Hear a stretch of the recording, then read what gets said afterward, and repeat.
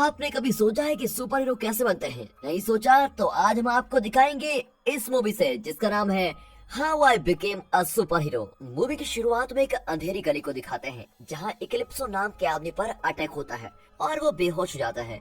होश आने पर इक्लिप्सो खुद को एक सर्जिकल रूम में पाता है जहां पास के बेड पर झुर्रियों से भरा आदमी लेटा होता है। इक्लिप्सो घबराकर चिल्लाता है। उसी वक्त मोरियो नाम का आदमी अपने कमरे में अचानक जागता है। वो एक एड देखता है जिसमें एक सुपर हीरो किसी प्रोडक्ट को प्रमोट करता है। वो अपने फोन पर एक वीडियो देखता है जिसमें व्यूअर्स को अपने फेवरेट सुपर हीरो को वोट देना होता है।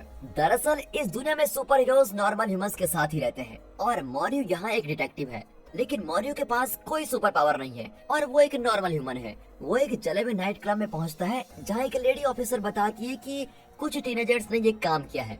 मोरियो उस लेडी ऑफिसर्स को इग्नोर करके सीधे पुलिस स्टेशन चला जाता है। उसका सुपीरियर कहता है कि पिछले 10 साल से तुम्हारा ट्रैक रिकॉर्ड इतना अच्छा नहीं है, इसीलिए तुम्हें एक पार्टनर के साथ काम करना पड़ेगा। तब वहाँ पर एक लेडी ऑफिसर आती है जिसका नाम सिसिल है।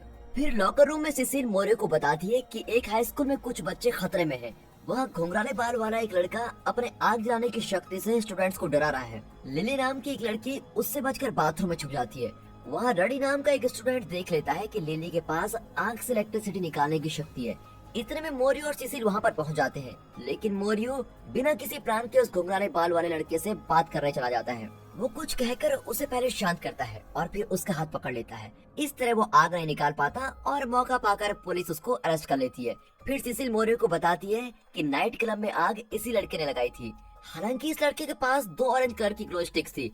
सिसिल हैरान होती है कि 2 लोगों के पास एक जैसी सुपर पावर्स कैसे हो सकती है। फिर वापस लौटते वक्त मोरियो बीच सड़क पर उतरकर ग्रोसरीज खरीदने लगता है। अब सिसिल इस बात से बहुत चिढ़ जाती है।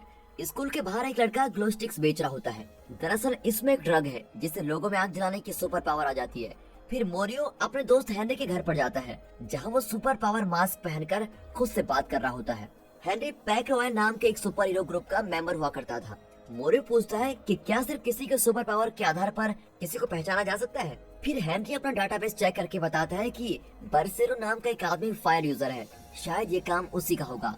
इस इन्फॉर्मेशन को पाकर मोरियो जाने लगता है कि अचानक तभी हेनरी बिना किसी कंट्रोल के घर के अंदर टेलीपोर्ट होने लगता है। मोरियो उसे मेडिसिन लेने को कहता है। हेनरी को पार्किंसंस डिजीज है जिसकी वजह से उसके सुपर पावर्स कमजोर हो रहे हैं।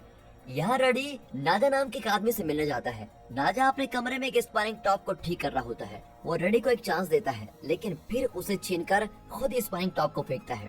नाइट क्लब और हाई स्कूल के फायर इंसिडेंट्स के न्यूज रिपोर्ट्स को देखकर पुलिस चीफ कहता है कि इन दोनों जगह एक ही तरह के ग्लो स्टिक्स मिले हैं, लेकिन दोनों का सोर्स बिल्कुल अलग लगता है। फिर लाख पूछने पर भी वो घुंघराले बाल वाला लड़का नहीं बताता कि उसे ग्लो स्टिक्स कहाँ से मिले थे। तब मोरियो बताता है कि बर्डसेरो नाम का एक फायर यूजर है और हमें उसका पता लगाना चाहिए। उनका चीफ भी उसकी तलाश करने का ऑर्डर दे देता है और चीफ के कमरे से बाहर आने पर सिसिल मोरियो से कहती है कि मैं तुम्हारे पार्टनर हूँ, लेकिन तुम मुझे ऐसे ट्रीट कर रहे हो जैसे कि मैं तुम्हारे ड्राइवर हूँ। तुम्हें मेरे साथ कोऑपरेट करना चाहिए। लेकिन मोरियो अभी भी उसको इग्नोर करके फोन पर बात करने लगता है। कॉल में हेनरी बताता है कि ब्रासेरो रिहैबिलिटेशन सेंटर में कैलिस्टा नाम की एक औरत की देखरेख में है। कैलिस्टा पैकरॉयल की एक एक्स मेंबर है। वहाँ कैलिस्टा की गाइडेंस में एक बास्केटबॉल गेम चल रहा होता है। कैलिस्टा एलेक्स नाम के एक लड़के को देखती है और अपने सुपर पावर से पता लगाती है कि एलेक्स को कुछ लोगों ने पैसों के लिए पीटा था। वो पूछती है कि तुमने उन लोगों को कितने पैसे देने हैं, पर जब वो जवाब नहीं देता तो कैलिस्टा कुछ पैसे उसको देकर अपना उधार चुकाने को कहती है। अब मोरियाओ बास्केटबॉल कोर्ट में जाकर कैलिस्टा से बात करता है, लेकिन वो मोरियाओ की मदद करने से इनकार कर देती है। तब सिसिल आकर उसे बताती है कि मेडिकल एग्जामिनर तुमसे मिलना चाहता है और दोनों वहाँ से निकल जाते हैं। फिर दोनों एक जले हुए शरीर को इंस्पेक्ट करते हैं। मेडिकल एग्जामिनर बताता है कि इस शरीर में हमें ग्लो स्टिक्स वाला केमिकल मिला है, लेकिन शॉकिंग बात तो यह है कि शरीर का खून भी उसी केमिकल का बना है। दरअसल इस आदमी के शरीर से इसका सारा खून निकाल दिया गया था और इसी वजह से ये मरा है। ये और कोई नहीं, ब्रासेरो ही है। वहाँ लिली को लाइब्रेरी में देखकर रेडी उससे बातें करता है। जब उसे पता चलता है कि वो अकेली और दुखी है तो अपना नंबर देकर कहता है कि तुम मुझसे कोई भी मदद मांग सकती हो। अब स्टेशन में मोरियो सिसिल से कहता है तुम जाकर आराम करो, जब इस केस में कुछ पता चलेगा तो मैं खुद तुम्हें इन्फॉर्म कर दूंगा। उसके जाने के बाद मोरियो नाइट क्लब के कुछ फोटोज देखता है तो पता चलता है कि वहाँ जलता हुआ एक लड़का भी था। वो तुरंत सिसिल को इन्फॉर्म करता है कि हमें एक लीड मिली है। फिर वे उस लड़के को देखने हॉस्पिटल जाते हैं। मोरियो उससे डायरेक्टली पूछता है कि तुम्हें ग्लो स्टिक्स वाला ड्रग कौन सप्लाई कर रहा है, लेकिन वो ठीक से जवाब ही नहीं देता। अब सिसिल उसको धमकाती है कि इस ड्रग से तुम्हारा शरीर जल्द ही एक्सप्लोड हो जाएगा और इससे बचने की दवा सिर्फ सप्लायर के पास ही होगी। अब अपनी जान बचाने के लिए वो बता देता है कि इस्माइल नाम का लड़का स्कूल के बाहर ड्रग्स बेचा करता है। यहाँ नाजा टेंशन में है क्योंकि उसका एक ड्रग बॉक्स मिसिंग है। वो अपने आदमी को डांटता है कि यहाँ बॉक्स मिसिंग है और वहाँ इस्माइल गायब है और तुम लोगों को इतनी छोटी सी बात समझ में नहीं आई। वो रडी की तारीफ करता है क्योंकि उसी ने इस बात को नोटिस किया था। फिर नाजा के आदमी इस्माइल की तलाश में निकलते हैं। वहाँ पुलिस इस्माइल को ट्रैक करके उसे घेर लेती है। इस्माइल तुरंत बिल्डिंग के ऊपर भाग जाता है। सिसिल उसका पीछा करती है और मोरियाऊ उसको नीचे से फॉलो करता है, लेकिन फिर भी इस्माइल बच निकलता है। लेकिन मोरियाऊ देखता है कि पास का एक स्टोर का आदमी उन्हें अजीब तरीके से देख रहा है। मोरियाऊ और सिसिल धीरे से वहाँ से जाते हैं। मोरियाऊ उस आदमी से बात करता है और सिसिल पीछे की ओर जाती है। वहाँ इस्माइल सिसिल पर आग के गोले छोड़ता है, लेकिन मोरियाऊ फायर एक्सटिंग्विशर से आग बुझा देता है और आखिरकार वे इस्माइल को अरेस्ट कर लेते हैं। कैलेस्टा के बास्केटबॉल कोर्ट में कुछ आदमी एलेक्स को पैसों का लालच देकर ड्रग्स बेचने पर मजबूर कर रहे होते हैं, लेकिन उनके बहकावे में नहीं आता। तब कैलेस्टा वहाँ पर आती है। पुलिस स्टेशन में सिसिल और उसके आदमी इस्माइल से सच उगलवाने की बहुत कोशिश करते हैं, लेकिन वो कुछ नहीं बताता। फिर मोरियाऊ उसको इंटेरोगेट करता है। जब वो बाहर आता है तो सिसिल पूछती है कि उसने तुम्हें क्या बताया। मोरियाऊ बताता है कि वो अपना मुंह खोल ही नहीं रहा है। फिर वो कुछ खाने के लिए एक रेस्टोरेंट में जाता है। तब हेनरी कॉल करके पूछता है क्या सच में सुपर पावर वाला कोई ड्रग है। फिर वो मोरियाऊ को बताता है कि ब्रासेरो की मौत के बाद मैंने पता लगाया कि कुछ सुपर हीरोज गायब हो गए हैं। उनमें से इक्लिप्सो भी एक है। वो किसी को भी कुछ देर के लिए अंधा बना सकता है और पिछले एक हफ्ते से वो मिसिंग है। इसी बीच मोरियाऊ रेस्टोरेंट से बाहर कुछ लोगों को भागते हुए देखता है। वो पुलिस स्टेशन जाकर देखता है कि एक पुलिसमैन अंधा हो गया है। वो तुरंत और फोर्स बुलवाता है और स्टेशन के अंदर चला जाता है। वहाँ सिसिल दुश्मन का पीछा कर रही होती है, लेकिन कुछ देर में वो भी अंधी हो जाती है और रेलिंग से गिरने वाली होती है। मोरियाऊ उसको बचाना चाहता है, लेकिन सफल नहीं होता और वो नीचे गिरती है। तभी मोरियाऊ को एहसास होता है कि उसके पास चीजों को फ्लोट करने की सुपर पावर है। इससे वो सिसिल को बीच में ही फ्लोट करवाता है और उसको नीचे जाकर पकड़ लेता है। इस्माइल ये सब कुछ देख लेता है और फिर नाजा के आदमी उसको लेके जाते हैं। अगले दिन मोरियाऊ और सिसिल एक दूसरे के बारे में बातें करने लगते हैं और लगता है इनके बीच दोस्ती हो गई है। मोरियाऊ सिसिल को नहीं बताता कि कल रात पुलिस स्टेशन में क्या क्या हुआ था। वहाँ नाजा इस्माइल के सर पर स्पानिंग टॉप फेंक कर अपने आदमी को ऑर्डर देता है कि इसे मार डालो। फिर अपनी जान बचाने के लिए इस्माइल कहता है कि मोरियाऊ के पास भी सुपर पावर्स हैं। लेकिन ये सुनकर राजा को और गुस्सा आता है और वो खुद इस्माइल को मार देता है। वो रडी से कहता है कि मोरियाऊ का पता लगा वो कहाँ पर है और क्या कर रहा है। यहाँ कैलेस्टा एलेक्स से पूछती है कि वो आदमी तुमसे क्या कहना चाहते हैं। एलेक्सा को डर है कि कहीं उसको रिहेबिलिटेशन प्रोग्राम से बाहर न कर दिया जाए, इसीलिए ड्रग बिजनेस के बारे में वो कैलेस्टा को सब कुछ बता देता है। अगले सीन में दिखाते हैं कि वही आदमी जो एलेक्स से ड्रग सेल करवाना चाहते थे वो एक ड्रग डीलर से मिलते हैं। डीलर उनको ब्लू कलर की ग्लो स्टिक ट्राई करने को कहता है।